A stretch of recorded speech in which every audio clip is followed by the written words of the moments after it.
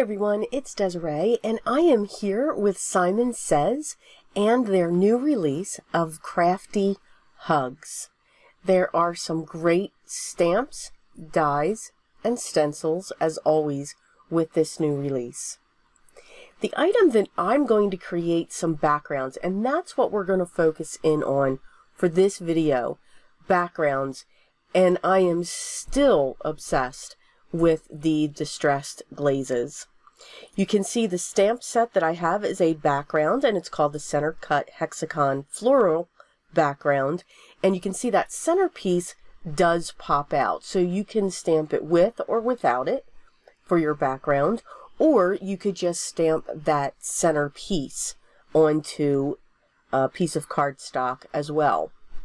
So as I said, I'm going to show you 3 different types of backgrounds, different items that you can use, and then what you can do with those backgrounds. So the first one, I'm going to set this up using the Simon Says Stamp Fog. Now I'm going to stamp this 3 times. Now even though this ink really does push back when it dries, I like to use this if I'm not using my fade out ink. This is one of the inks that I do enjoy when I am doing my no line coloring for colored pencils, because one time you stamp with it, it really does dry back. So you can see I did an entire background, and then I'm just focusing on the center. Now by all means, I could have just pulled that out and stamped that individually, but it was in my stamp positioner and I didn't want to move it. Let's be honest. So I have that stamped, I have a centerpiece stamped, and I'm going to set those aside. And now I'm going to move on to another style background that we can do. And this one, I'm going to be using my clear ink.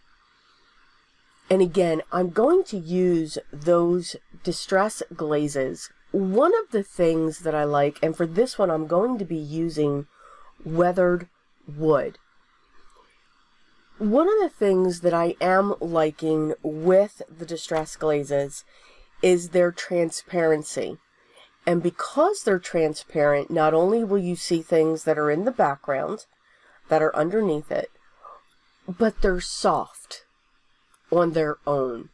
It's not like a black or a silver or any of your other metallics that you're using, or any of your colored embossing powders you're using. This is kind of like the fog ink. It's soft, it's subtle. It's not so, like I refer to as wah. Doesn't slap you in the face. So just by using this, you're going to have that shine, the shimmer that an embossed image gives you, but again, it's very light when it comes to the overall picture of the card. This one, I'm going to focus just on that center. And again, yeah, I could have taken it out, but yeah, I was lazy, wasn't quite sure how far I was going to go. So for this one, I'm actually going to use peeled paint from the Distress Glazes. And again, it's a green, but when you heat set this, it's soft. I love the way these melt.